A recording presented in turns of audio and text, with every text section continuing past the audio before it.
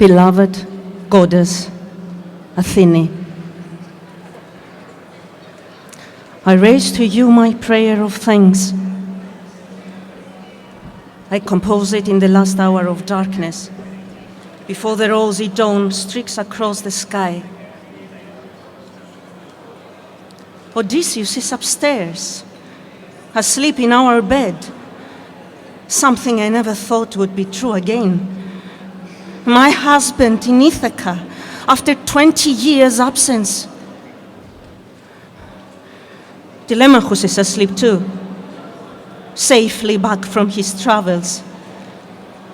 They have only just begun to tell me what happened and how they both returned to me on the same day, from who knows where. But the stories will come. I already know that it is you I have to thank. It is you who has protected them.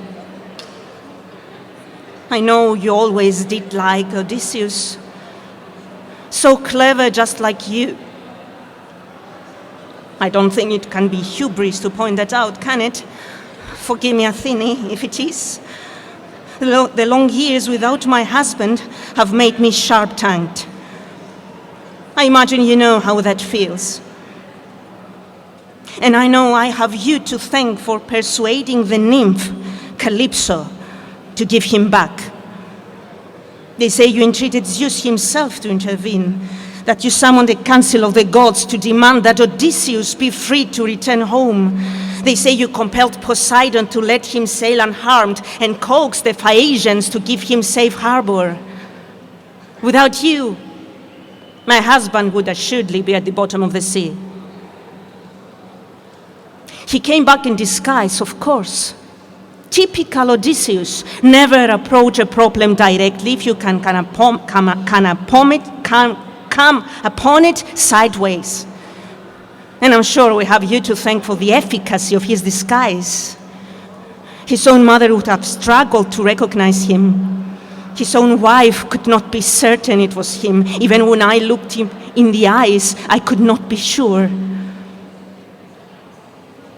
But before he came to me, he hid himself away for a day or two with the swineherd Eumaeus.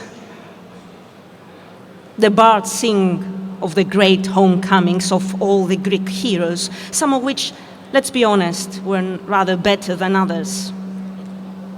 But I feel sure that only in my husband's story will pigs play a crucial role. If his men aren't being transformed into them, he's sleeping next to them, all rather than coming home to his wife.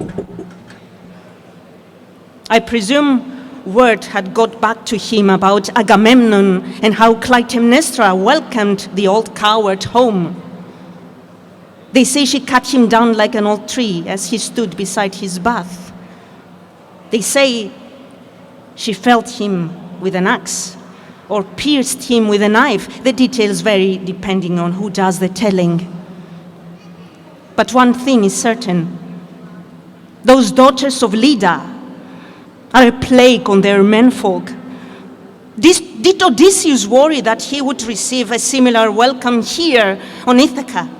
That I, the devout Penelope, would treat him as Clytemnestra had treated her husband? The idea is preposterous. My name is a byword for patience and loyalty, no matter which bard sings it. But that's my Odysseus. And your Odysseus, always finding things out the hard way. So, it was at Eumaeus' hut that he received his homecoming. Not at first. This last part of the story is all I have heard so far. At first, he was almost torn apart by dogs. He had forgotten, of course he had, that the swineherd's dogs were not the same ones that had barked at strangers when he was last on Ithaca. Dogs cannot wait as long as wives. These hounds were the pups of the original dogs, I should think. When they saw a strange man approach them, they snarled and barked and threatened to rip him apart. Only when Eumaeus placated them did they agree to allow the stranger to pass. Odysseus assumed the hounds were vicious until the following morning, when he heard the quick footsteps of a young man coming towards the hut. The dogs did not bark or growl, but emitted a single joyful yelp to welcome home their friend, Telemachus. Odysseus is not always a man to reveal his thoughts, as you know. But I believe this moment when his son was acknowledged by the Ithacan dogs, which did not know their old master, was upsetting for him. It was still more distressing to see how his son greeted Eumaeus as a son might greet his father. His own child, fully grown, a young man embracing another man and sharing with his old servant the stories a boy would tell his papa. Odysseus is the master of discretion when he chooses. But on this occasion, the tears spilled from his face and collected in his beard. His son thought of another man as his father. Odysseus could conceal his true identity no longer. He wanted to be embraced and welcomed home. So, he revealed to Telemachus what he had yet to reveal to me. This, I might add, is absolutely typical. He asked Telemachus questions all night long. How were things in the palace? Had the queen ever remarried? Who were the suitors of whom Eumaeus spoke, who courted her night and day? The swineherd said they were drinking all the queen's wine and eating all her pigs, one by one, day by day. Was it true? How many were they? How strong? How well armed? He was already planning his revenge on the men who had dared to think of marrying his wife. There are some who will say this was cruel and unjust. Odysseus had been gone for 20 years. Who didn't think he was dead? I doubted he lived. His father doubted. His mother had died doubting he would ever return. And I know his son, Telemachus, doubted too. Although it would be ungracious of me to mention this. It is no wonder the young men of Ithaca wanted a chance to become its king. How much reverence could they really have for a ruler they have never seen? If anything could have happened differently, and I hope you don't mind me mentioning this, Athene, I wish that Odysseus had felt able to take me into his confidence earlier. It is one thing to know that your husband is fighting a war across the wide, dark sea. It is another to know he is delayed by monsters, gods, and sluts at every stage of his journey home. But it is one last twist of the knife to discover that he would reunite himself with his child before his wife.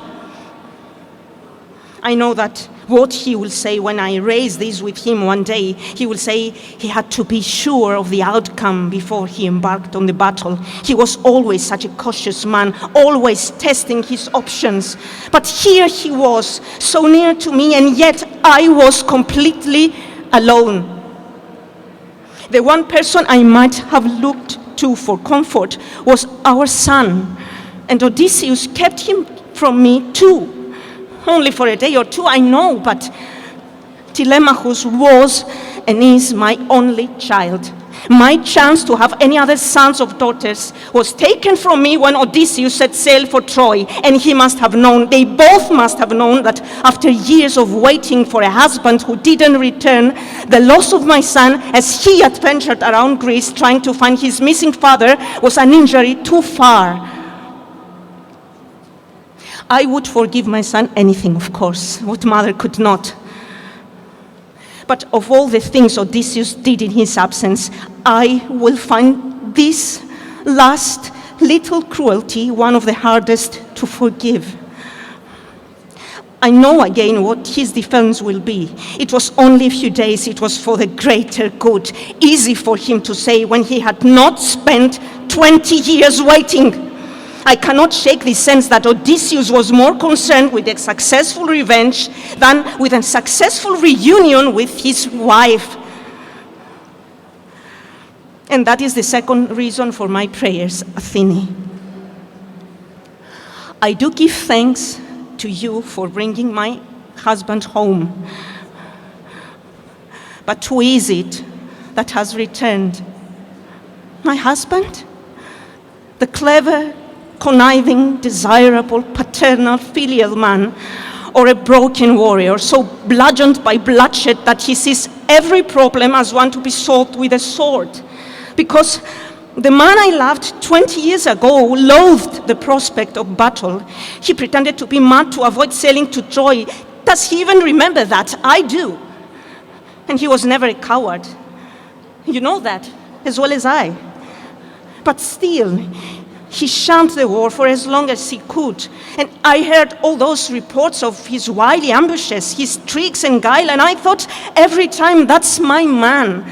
That's my Odysseus, always coming up with the cleverest scheme, always saving the day with his wits.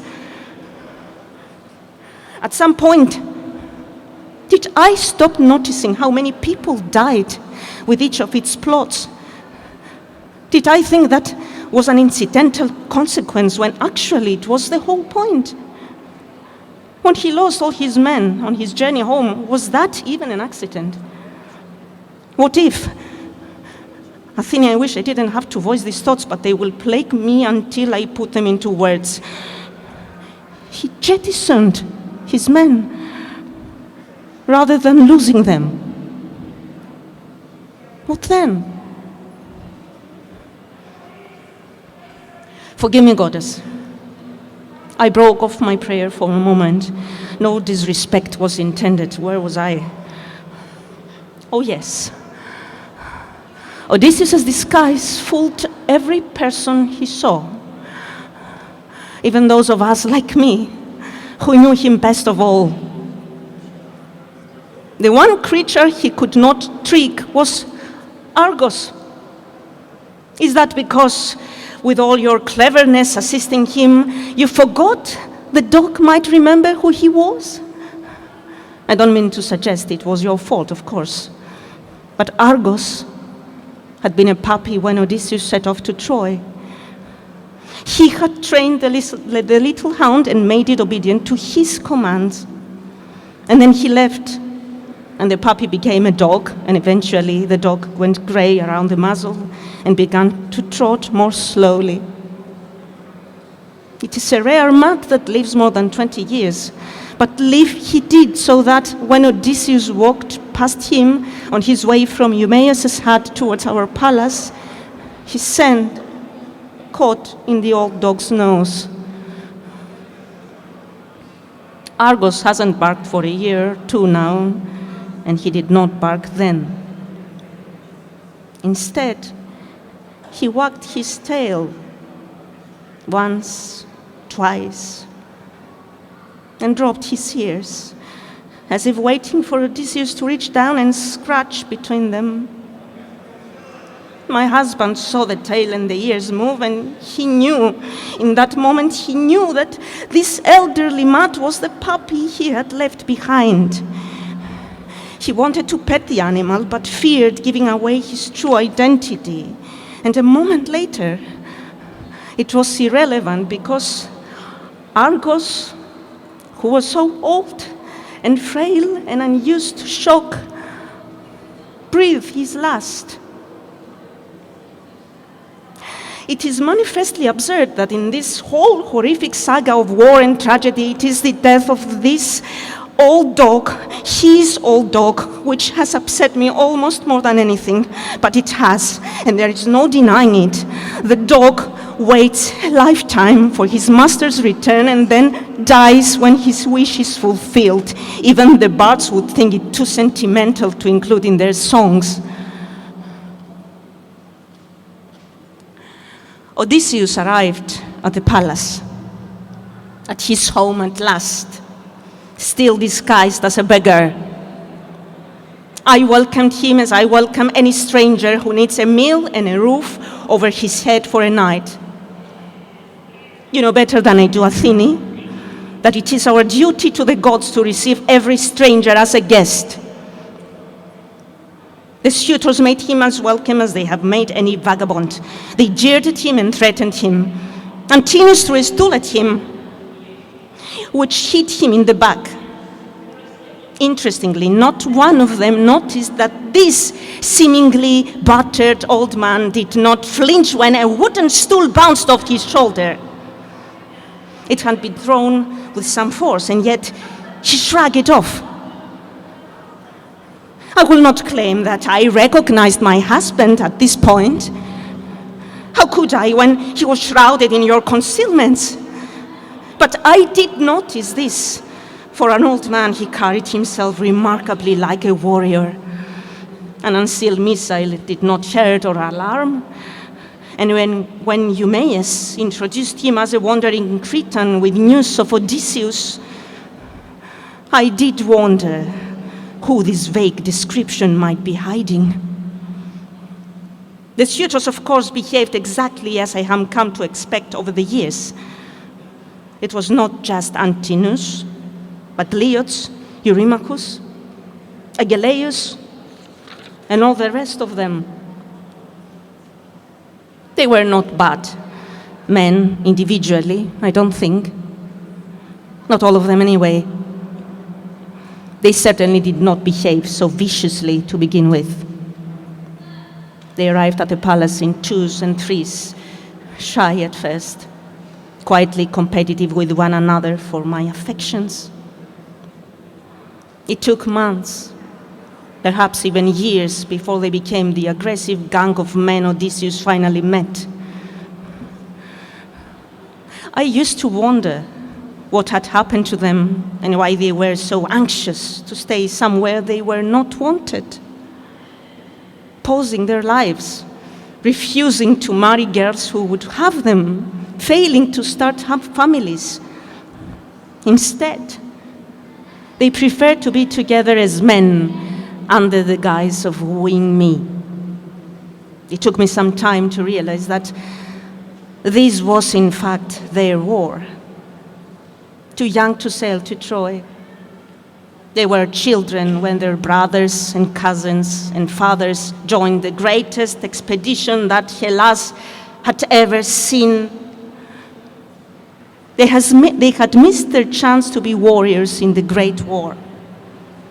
And so, they waged war upon my storerooms and upon my virtue, because they had nothing else to fight for. In a way, I pitied them. But when they gathered together, all better instincts were soon lost. Each one of them became as bad as the worst of them. It was this which made it so easy not to be seduced by them. Not even Amphinomus. And oh, he was handsome. Did you ever notice him, Athene? Or were your old gray eyes on my husband the whole time? If you had looked across the room, you would have seen a tall young man, broad-shouldered and strong-limbed, with a kindness in his eyes that the others did not have. You would never have seen him shout at a beggar or hurl insults at a stranger. He had a soft, low voice that was lost in the melee of other, louder men. He had dark eyes and thick brown curls that a woman could twist her fingers into, I imagine. But like all the other suitors and the maids who Odysseus believed had conspired with them, he is now dead. And I will never know if that was your design or all Odysseus' choosing. What I do know is that I welcomed a stranger into my halls and he was abused, and he paid back his abusers with arrows and a sword. The arrows were probably my fault. I could not shake the idea that something needed to come to a conclusion. The self-styled Cretan was in my halls, and there was something familiar about him. The suitors were behaving like a pack of wild dogs. I knew I needed to make a decision, so I offered them a trial of strength and skill to string Odysseus's bow and shoot an arrow through 12 axe heads. It takes real strength to string this particular bow. It has an individual design which most men would not recognize. And it takes skill to shoot an arrow from such a weapon, let alone fire one with the accuracy and force required to traverse 12 axes. Honestly, I doubted any of them could do it. I just thought it might keep them quiet for a while so I could rest. The noise of all those young men could be deafening. Was I testing the Cretan to see if he was really my husband? Telemachus believes that I suspected it was Odysseus all along. Certainly, I knew that my husband would be able to string the bow and fire the arrow. I had watched him do it countless times in our youth. I don't believe that was my motivation, but perhaps you or one of the other gods put the idea into my mind. It had certainly never occurred to me before to test my suitors like this. Of course, they all failed. And of course, Odysseus prevailed. Not only did he prevail, but now he was armed with a weapon, and the suitors were not. And he was armed with precisely the sort of weapon that might even the odds between one man and many. It was not quite one man fighting alone, though, was it? My son fought alongside him, and they paved our floors with blood. My husband had revealed himself to Telemachus, to Eumaeus, and even I later discovered to his old nurse, Euryclea, before he revealed himself to me. And when he finally did so, he was drenched in the blood of the men who have made my life miserable, and the blood of one man who did not. He had killed Amphinomus with an arrow to the throat, leaving his lovely face unharmed. The boy's eyes stared at me blankly from beside Odysseus' left foot. My husband, meanwhile, stood knee-deep in the suitor's blood, and before the twitching bodies of my mage, each one hung from the same length of rope. And that was when he told me he was mine. In all my dreams of his homecoming, I never imagined it would be so violent or so cruel. I never thought it would take so long to clean up. And I don't suppose he gave a moment's thought to how we are to apologize to the families of these obnoxious young boars. Or indeed, how I am supposed to find a new set of mates given what happened to the last lot. And so, Athene, the prayer I offer is this. Thank you for bringing my husband home, if that is what you have done. If the man who sleeps upstairs in the bed he once carved from an old olive tree is an impostor, I suppose I will find out soon enough. He knows the old stories of our marriage, of that I'm certain. And Telemachus is devoted to him, which is fortunate. So, perhaps it does not matter if he is the man who left, or a changed man, or even another man altogether. He fits in the space that Odysseus left. Your devoted Penelope. It was the same scene every day. Clotho held that spindle. Lachesis watched her with hungry appraisal in her eyes, and Atropos sat in the darkest corner, her stubby blade almost invisible in the gloom. Clotho fed the thread through her right hand and flicked the spindle with her left. She could not remember doing anything else for as long as she had ever known. She would take a clump of fleece in one hand and twist it into a thick, rough string. Once she might have plucked thorns or burns from the soft fuzz, but she had long since given that up. They only scratched her hands. The thread was so fragile at this point, almost still fleece, scarcely thread at all. The fibers would pull apart with the slightest pressure, so she had to be careful. Lachesis would not forgive her if she shortened the lifespan of a single mortal soul through her clumsiness. It was her task to spin the thread of life, but it was for Lachesis to decide how long the thread would be. Clotho had once suggested that they swap jobs for a while so she could rest her cramping fingers, but neither of the other would consider it, which proved what she had always known, that she had the hardest task of the three of them, and it would never change. No wonder she felt so little sympathy for the mortal lives which fleeted between her fingers. The grease in the fibers kept her fingertips soft as she rubbed them across the puffy strand. Once it became a little firmer, she would hook it around the spindle, and the weight would pull it longer and thinner still. Only then would Lachesis focus her attention on the thread.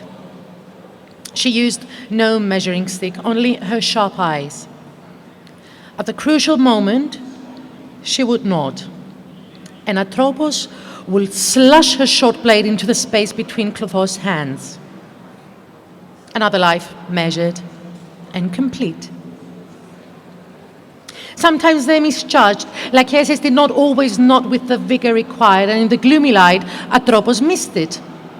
Who had that man be? Clotho tried to remember who had lived so long after the fates botched his mortal span. She could not recall the name, only that he had been so ancient when he died that he had looked like a pile of autumn leaves.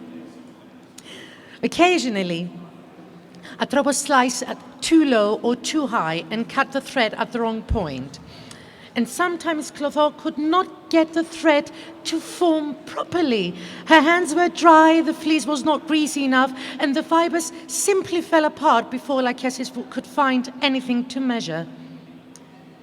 She felt no sorrow for these souls, because if she thought at all about the consequences of her actions, she would become paralyzed and never spin again. But she did prefer it if one of the others made a mistake, because that led, as often as not, to a longer life rather than a shorter one. When the thread would not form, it could only mean a grieving mother standing over a cradle, howling at the unhearing sky.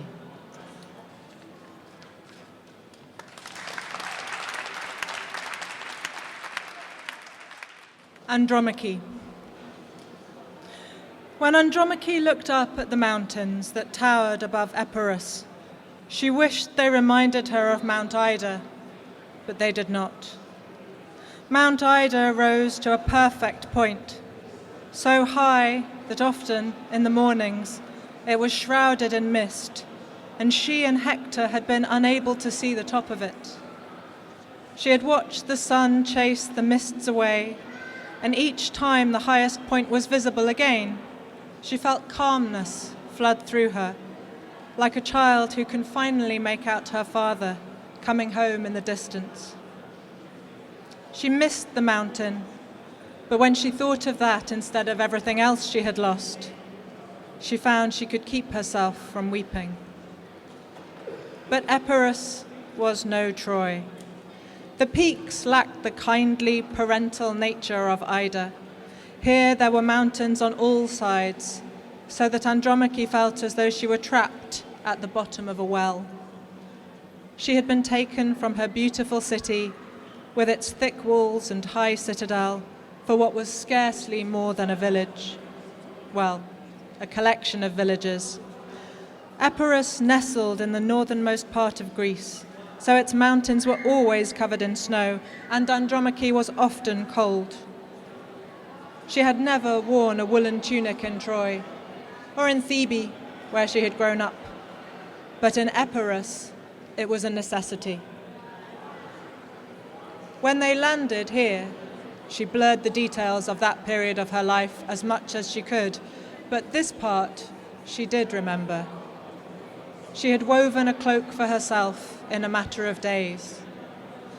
She had little choice if she was not to die from the vicious north wind that whistled down from the mountains. Neoptolemus had ordered her to spin the wool, a gift from his none-too-loyal subjects, and to weave. And she had obeyed him. But although she began the task resentfully, a princess of Troy reduced to slavery, she had completed it eagerly, keen to have the thick fabric to wrap around herself in the cold evenings. It had been the realization of this, her desire not to be cold, that made her accept she might not wish to die after all. She had spent the voyage from Troy like a dead woman. She could not rise from her pallet, she could not eat, she could barely drink wine unless it was diluted almost down to water. She watched with mild interest as the bones in her wrist grew more pronounced, and once or twice she traced her fingers along her clavicle and felt the hollows on each side of her neck growing deeper. Only on the 5th day, when he shouted, screamed really, a hand's breadth away from her face, his stale wine breath making her queasy in a way the choppy sea never had, demanding that she ate and stop damaging his property. Only then did she manage to swallow a small quantity of thin soup. The sailor who brought it to her looked sorry for her when he watched her retching as she raised the too large spoon to her lips. But he was afraid of Neoptolemus too. Rumour had it that he had hurled one of his own men over the side of the ship on the voyage to Troy because of some slight misdemeanour. The sailors would not run the risk of being set adrift, of watching their comrade sail off into the distance while they tried desperately to keep afloat for just a moment longer. Neoptolemus was not known to have expressed regret for any cruelty he had perpetuated against anyone, man, woman, or child. Andromache felt her mind begin to travel down the road she could not allow it to take. She focused on the spoon in front of her mouth and tried to keep it level so the soup did not spill on her filthy dress. The sailor nodded slowly in encouragement, as though she were an invalid. He waited for her to finish eating and quietly took the bowl away. But eating alone did not bring her back to life. Her eyes could not focus on anything but the horizon. She did not hear anyone speak unless he screamed in her ear, and she could not bear any touch or taste. The material world repelled her because, she was sure, she should not be in it any longer. The fates had made a mistake when they let her be taken aboard Neoptolemus' ship. She should have died on the shores of Troy instead of her son. She wove the cloak poorly, although she had once been a fine craftswoman. The last cloak she had woven had been for Hector, dark and bright for him to wear into battle, and it had been exquisite. It was slashed in two by Achilles when he drove the fierce blade into her husband's body, and then she had watched it stretch out on the ground behind him, like a pool of blood, as Achilles dragged his corpse 3 times around the walls of the city. In Epirus, she was careless with cleaning the wool, so the finished fabric scratched her skin.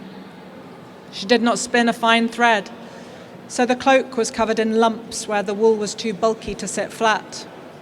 And she did not keep the threads taut, so the garment had an ugly, puckered edge. But sometime during the process of weaving it, she found herself wanting to finish it so she would not be cold. And although she did not understand it immediately, this was the first sign of her life after death. But when Andromache finished the cloak and wrapped it around herself, she still felt cold. She remembered one day near the beginning of the war, when a young Trojan fighter had been carried back to the city by his comrades. He had been shot in the back, a lucky hit from a distant archer, and his suffering was terrible to behold. It was not the pain which was distressing. He was in less pain than virtually any other Trojan or Greek she saw injured. It was the gap between what had happened to him and what he could perceive. He lay on his side, unable to feel the arrow, or his spine, or his legs or feet. All sensation had deserted him below the chest. When asked by the healers to describe his symptoms, he said simply that his body felt cold. This was his only complaint for the next 3 days, at the end of which he died. And that had been what filled Andromache's mind as she submitted to Neoptolemus. She was not quite sure how long she had been living in Epirus before she realized she was pregnant. She said nothing to Neoptolemus for a while because she could not find the words. She felt too many things at once, and it took her many careful hours at the loom, now weaving finer garments once more, though nothing in comparison to what she had made for Hector, before she could isolate some of them and give them names. She felt fear, firstly. Neoptolemus rarely spoke to her, other than to bark orders. She had no idea if he wanted his slave to bear him a child. He had no son, as far as she knew, and he had not yet a wife. What if she told him, or he noticed her body changing shape, and he punished her? Would he kick her in the stomach until the baby was dead? Andromache felt a wave of sickness that did not come from her child. Or rather, it came from her first child, from Astyanax. It had been Neoptolemus who killed her boy, hurling him from the walls of Troy before snarling back to his ship to bring her here to Epirus. How could she trust that a man who would murder her first child would not murder her second? She could not. She moved her shuttle up and down through the warp threads, pulling the weft gently so she did not stretch the edges, pushing each completed row so she did not leave any gaps. The steadiness of the work, the feel of the threads beneath her fingers, the enforced calm of feeding the shuttle through, these things made her able to keep breathing and naming. So fear, that was the first feeling, both for the baby and for herself. Then came revulsion. Her blood would be mixed with the blood of the man who had killed her son. And Neoptolemus was son of Achilles, who had killed her husband. To be enslaved by this vicious clan of murderers was terrible enough, but to produce a new scion was worse. She felt tainted by the infant inside her and had no confidence that the feeling would pass when the child was born. Anger, that was the third. For everything she had once told Hector had now come to pass. Don't keep going out to fight on your own, she had said. Don't take so many risks. Fight among the Trojans, not ahead of them. Your honor is already assured. Catch the eye of Achilles and he will cut you down. And then what will become of your wife and son? We will be enslaved with no one to care for us. There was no pleasure in being proved right, of course. Only a slowly unfolding dread. Why had Hector not listened to his wife's wise words? How could he have abandoned her, abandoned their son? Everything had come to pass as she had predicted, but worse. And if only... She broke her thoughts. She could not begin to consider if only, or the sun and moon would come crashing down upon her. So fear, revulsion, anger, guilt, that was next. She felt a terrible, pressing burden of guilt because in spite of all this, she felt a small flame of inexpressible joy. Her body, so long not her own, was providing her with comfort at last. She had nothing to love but her memories, and those were too painful to think about. And now she had something. And in spite of the fear, the revulsion, the anger, and the guilt, the flame kept burning inside her. Andromache never came to love Neoptolemus, because that was asking too much, even of a woman like her. His actions could not be forgiven, nor did he ever show the slightest contrition for the terrible toll he had exacted upon her and the women she had once called her family. But nor could she maintain the visceral loathing she had felt when he first took her from her home. It was not possible to keep hating a man with whom she lived in such close proximity. The aversion had to die, or she would die. And although his temper was fierce, and she sometimes found herself shrinking back from his anger, he was not as cruel as she had first feared he would be. When he saw his son, for the first time, she could not breathe. The wet nurse held the child for him, and she saw a soft smile transform his petulant face. He was not a good man, but Andromache suddenly saw that he might nonetheless be a good father. He named their son Molossus. She did not resent his wife when Neoptolemus married Hermione, the young daughter of Menelaus and Helen. Anyone could see there was no affection between them. And though he visited her bed for the first month or two, her youthful attractions quickly paled, and he returned to Andromache for comfort. She lay in the darkness beside him, no longer sickened by the faint sourness of his breath. She heard his breathing slow, but she knew he was not yet asleep. And still she was surprised when he spoke.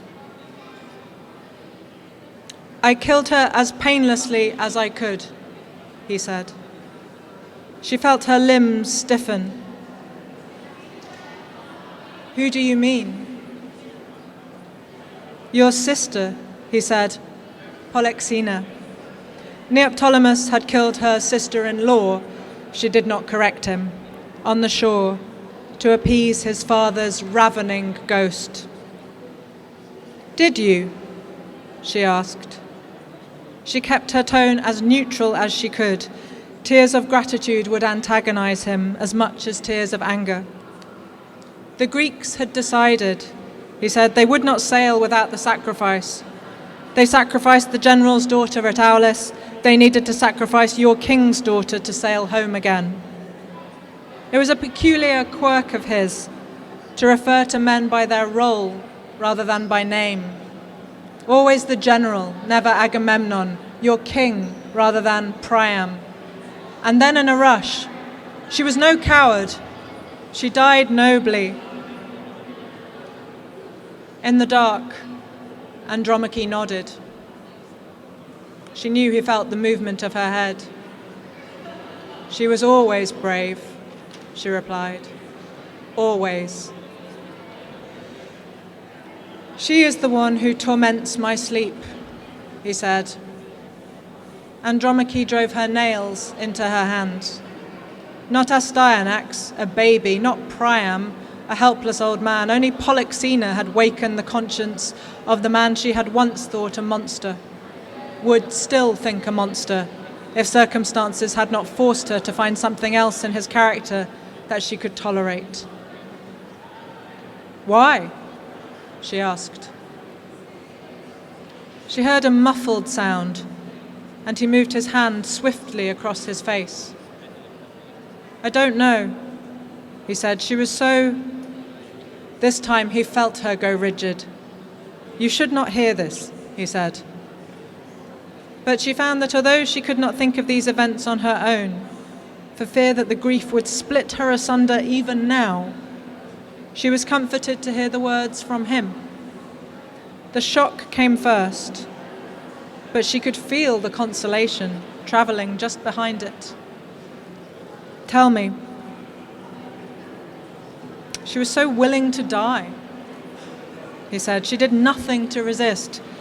She offered me her throat to cut. Why wasn't she afraid? She was afraid, Andromache replied, but she was more afraid of slavery, more afraid to be torn from her homeland, more afraid to belong to a man she did not know or choose. Death was not frightening to her because she preferred it to a worse fate. There was silence as he considered what she had said. Would you have been afraid to die then? He asked. Andromache winced as though he had slapped her. No. Coming to Epirus was worse for you than dying. I thought so. There was further silence. Do you still think so? He asked. She heard the unmistakable note of hope in his voice and almost laughed at the absurdity of it. Her captor, the murderer of her son, craving her approval. And yet, she found she could not withhold it. No, I have Molossus now. When I die, he began, and then broke off. She did not interrupt, knowing that he sometimes needed to think his way into his words and would become annoyed if she distracted him. When I die, you will marry that Trojan prince. Helenus, she asked. Cassandra's brother was one of the few Trojan men whom the Greeks had allowed to live. He had performed some service for them, betrayed the Trojans in some way, that much was clear to Andromache, but she knew no more than that. Yes, the brother of the mad girl, he agreed. Cassandra's reputation had extended to every part of the Greek army, even before she was slaughtered by Agamemnon's wife. Very well, but why would you think about this now? Neoptolemus was silent. Has someone threatened us? Andromache asked. She felt his arm reach over, and his hand came to rest on her cheek. They will, he said. They will. When they came for Neoptolemus, he was not in Epirus, but in Delphi, several days' ride away. He was killed in front of the temple of Apollo by men from Mycenae. He was heavily outnumbered. Orestes, the prince of Mycenae, Agamemnon's son, demanded Neoptolemus' wife Hermione as his bride. He claimed to be avenging some impiety Neoptolemus had committed, but Andromache knew this was a flimsy pretext. If someone was going around Greece writing every impiety shown towards Apollo during the Trojan War, there would be no Greek left alive. Had Apollo not visited a plague upon them all for their crimes? So why would Neoptolemus deserve a greater punishment than the rest? The worst excesses against Apollo had been committed by the former king of Mycenae, Agamemnon himself. What right did his son have to take vengeance on any other man? He should have been making offerings and prayers himself, in penance for his own wrongdoing, his and his sister's. Hadn't they killed their mother to avenge their impious father? How did the Furies let him go unpunished? When Andromache heard that Neoptolemus was dead, she did not grieve. She could not weep for him. She wept instead for herself, cast once again into the world with no one to protect her, and she wept for her son, though her love for Molossus was tainted. Love had come so easily to her when she was young. She had adored her parents and her brothers. And then Thebe had fallen to Achilles. Her father, Aetion, and her 7 brothers were slaughtered in a single day. This tragedy, the shock of which killed her mother shortly afterwards, had not broken her of the habit of loving. She had opened her heart to Hector and his family, delighting in their numbers. All those new brothers and sisters, she had been as dutiful to Priam and Hecabe as she had been to her own parents. She had found it a pleasure, had never understood the sly remarks other women made about their husbands' mothers. Losing her own family had made her all the readier to love another. Then, when Hector died, she had grieved as a widow should, and she had found consolation in his family. Her loss was also theirs.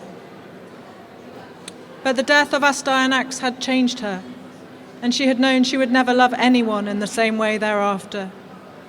When her child lay smashed beneath the city walls, she knew that something inside her was broken and could not be repaired.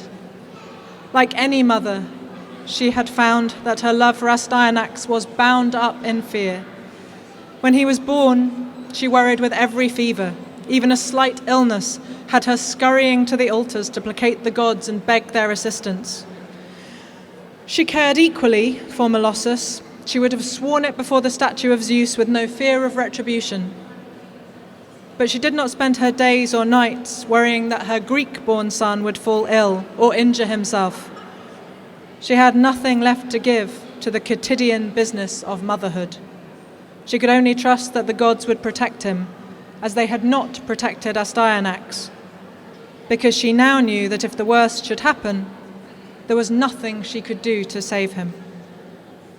She had failed her first son, and she had no more resources now than she had had then. Instead, she had an intimate knowledge of the depths of her powerlessness. There was no possibility of self-deception. She had loved Astyanax as though she could swaddle him in blankets and keep him safe from the world. She loved Molossus as though they both lived on a cliff edge from which either or both of them might fall at any moment. So when the message came to her from a slave that Neoptolemus was dead and Orestes sought to make Hermione his wife, she felt the customary shudder of alarm, but it did not occur to her to flee. Where could she go, friendless as they were in Greece? And who would give her shelter from Orestes? Neoptolemus' grandfather might be of some assistance, she supposed, since he had lost his son Achilles and now his grandson too. Molossus was all that remained of the noble house of Peleus.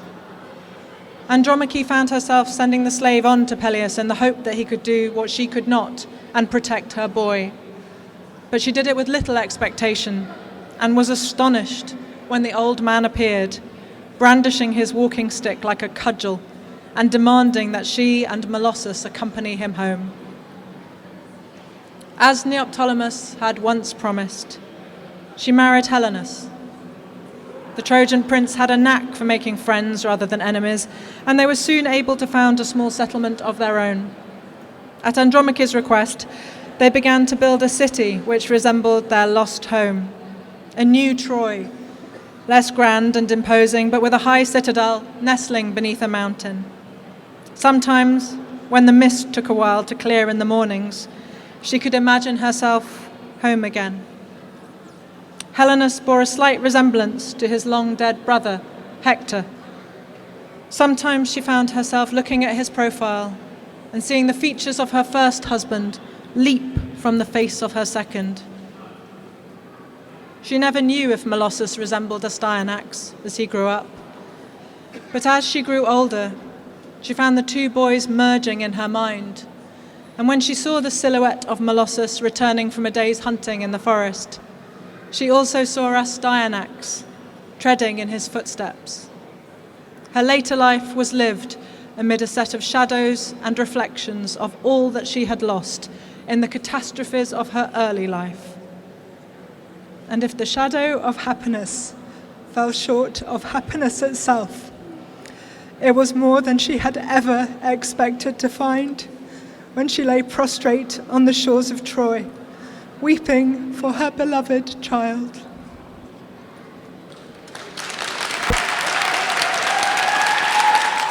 Sing, muse, he said, and I have sung.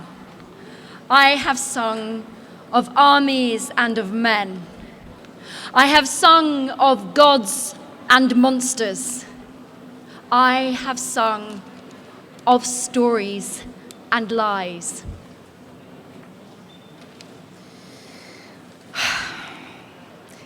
Τραγούδισε, Θεά, μου είπε ο ποιητής, και τραγούδισα.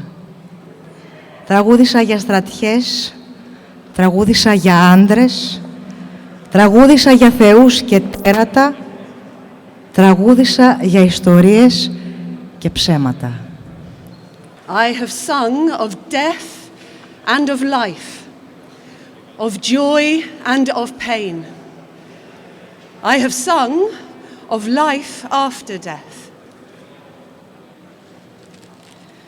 Τραγούδισα για το θάνατο και για τη ζωή, για τη χαρά και για τον πόνο. Τραγούδισα για τη ζωή μετά το θάνατο.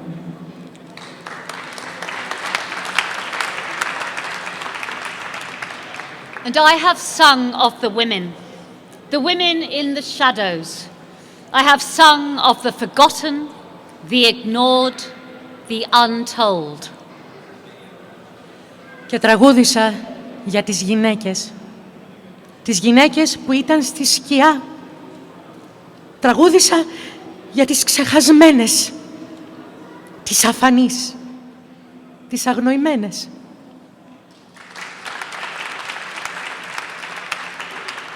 I have picked up the old stories and I have shaken them until the hidden women appear in plain sight.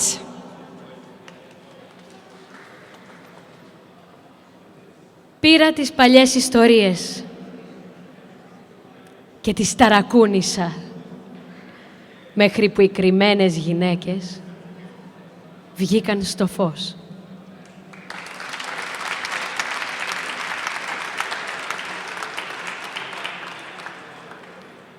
I have celebrated them in song because they have waited long enough. Just as I promised him, this was never the story of one woman or two. It was the story of all of them.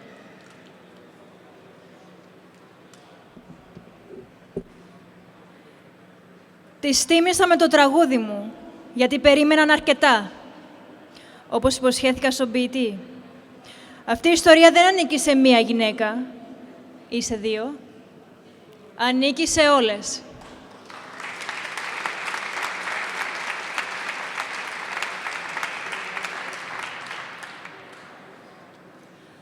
A war does not ignore half the people whose lives it touches. So why do we? They have waited to have their story told, and I will make them wait no longer. Ο πόλεμος δεν προσπερνά τους μισούς ανθρώπους των οποίων τις ζωές αγγίζει. Γιατί να το κάνουμε εμείς? Περίμεναν να υποθεί η ιστορία τους και δεν θα τις αφήσω να περιμένουν άλλο.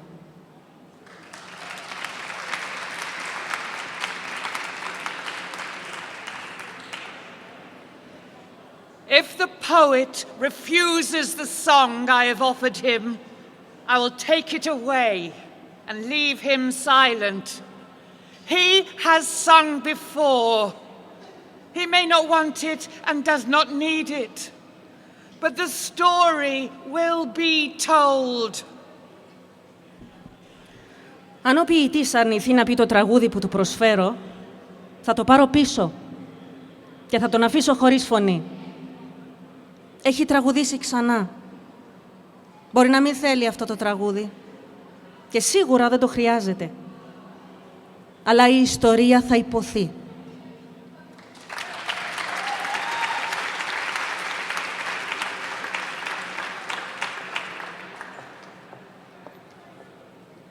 Their story will be told no matter how long it takes. I am ageless, undying. Time does not matter to me. All that matters is the telling.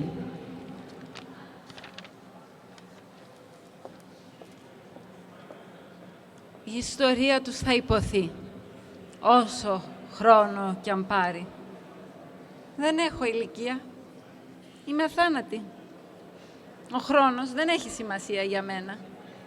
Το μόνο που έχει σημασία είναι να υποθεί η ιστορία.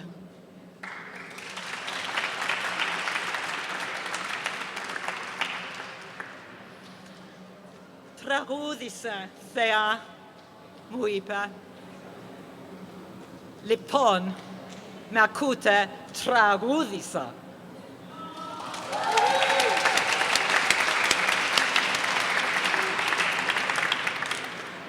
Sing, muse, he said. Well, do you hear me? I have sung.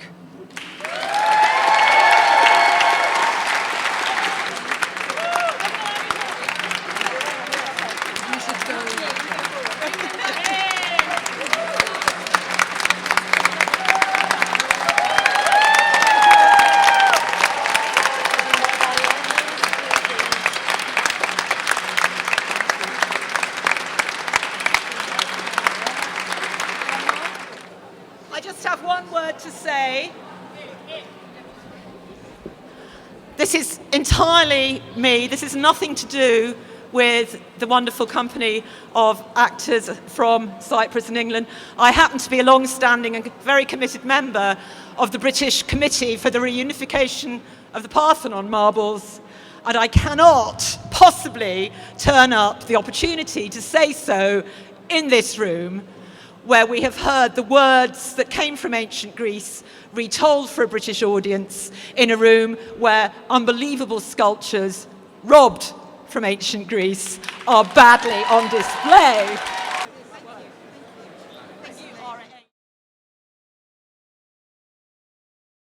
Έχουμε μαζί μας την κυρία Μαγδαλένα Ζήρα, σκηνοθέτητα της σημερινής εκδήλωσης.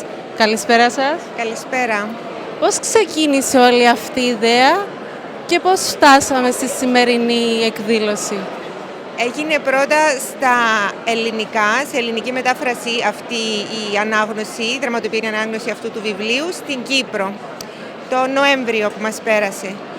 Ήταν μέσα στο πλαίσιο μιας διοργάνωσης που γίνεται στην Κύπρο που λέγεται Project Σεζόν Γυναίκες, που δίνει φωνή στη γυναικεία αφήγηση και στις γυναικείες ιστορίες, που δημιουργεί έργα για το θέατρο από τη γυναικεία οπτική. Και μέσα στα θέματα στα οποία επικεντρώνει είναι και οι φωνές των γυναικών στον κλασικό πολιτισμό, στην αρχαία Ελλάδα, που είναι τόσο σημαντικό κομμάτι της ταυτότητας μας και της κουλτούρας μας. Και όταν αυτό το μυθιστόρημα βγήκε, που ήταν το Μάιο του 2019, το διαβάσαμε, μας άρεσε πάρα πολύ και είπαμε ότι πρέπει οπωσδήποτε να το εντάξουμε στο project μας. Έτσι κάναμε μια ολοήμερη μαραθώνια αφήγηση με 25 ηθοποιούς Κύπριες στα ελληνικά του μυθιστορήματος αυτού, στο Φεστιβάλ Λευκωσίας τον Νοέμβριο του 2019. Η συγγραφέας είδε την παράσταση, ενθουσιάστηκε και η ιδέα γεννήθηκε να γίνει και στο Βρετανικό Μουσείο, στη γλώσσα στην οποία γράφτηκε, στα αγγλικά, με μια ομάδα από ηθοποιούς και από την Αγγλία και από την Κύπρο, όπως και έγινε, με 22 ηθοποιούς Βρετανίδες και Κύπριες, και να γίνει σαν μια site-specific παράσταση, μια παράσταση promenade μέσα στις αρχαιότητες του Βρετανικού Μουσείου, το οποίο ήταν φυσικά για μια πάρα πολύ ταιριαστή συγκυρία, και επίσης επειδή αυτή τη στιγμή υπάρχει μια έκθεση στο μουσείο για την Τρία, το Troy Myth and Reality, το οποίο δίνει μια τέλεια ευκαιρία για να πούμε την ιστορία του Τροϊκού πολέμου από την πλευρά των γυναικών, να την πούμε διαφορετικά, να την πούμε ανάποδα. Οπότε έτσι προέκυψε. Είναι ένα project με πάρα πολλούς συνεργάτες και άλλες σκηνοθέτριες, παραγωγούς και από την Αγγλία και από την Κύπρο, πολλές ηθοποιούς. Ένα πολύ μεγάλος αριθμός ατόμων δούλεψαν για να γίνει πραγματικότητα. Πόσο καιρό δουλεύετε για αυτό το project και ποιος ήταν ο σκοπός? Εννοείται, γιατί ο σκοπός είναι αυτός ο σκοπός, νομίζω, η ανάγνωση αυτού του μυθιστορήματος για τον Τροϊκό πόλεμο, που είναι ένας τόσο σημαντικός ιδρυτικός μύθος του πολιτισμού μας, μέσα στις αρχαιότητες που συνδέονται με τον πολιτισμό μας τόσο πολύ. Και για μας είναι πολύ σημαντικό ότι για πρώτη φορά δίνεται φωνή σε όλους τους χαρακτήρες, τους γυναικείους από αυτούς τους μύθους, οι οποίοι συνήθως στα κλασικά κείμενα είναι περιθωριοποιημένοι ή παρουσιάζονται μέσα από μια πατριαρχική σκοπιά. Άρα υπάρχει ένας φεμινιστικός λόγος που γίνεται και υπάρχει και ένας λόγος που έχει να κάνει με τον πολιτισμό μας και με την κουλτούρα μας. Και ποια άλλη οργάνωση έχετε ως πλάνο? Έχετε κάποια καινούργια σχέδια για παρόμοια εκδήλωση? Ελπίζουμε ότι θα γίνει και σε άλλες χώρες η παράσταση, αυτή η ανάγνωση. Είναι πολύ δύσκολο γιατί θέλει μεγάλη συνεργασία και θέλει πολλά άτομα, αλλά είναι δυνατόν και είναι πάρα πολύ, όπως είδατε, έχει μεγάλη επίδραση και στο κοινό και απήχηση, οπότε ελπίζουμε ότι θα ταξιδέψει και σε άλλες χώρες, ελπίζουμε και στην Ελλάδα και θα δούμε. Το ελπίζουμε και εμείς, ευχαριστούμε πολύ. Εγώ σας ευχαριστώ πάρα πολύ για τη φιλοξενία. Καλή επιτυχία.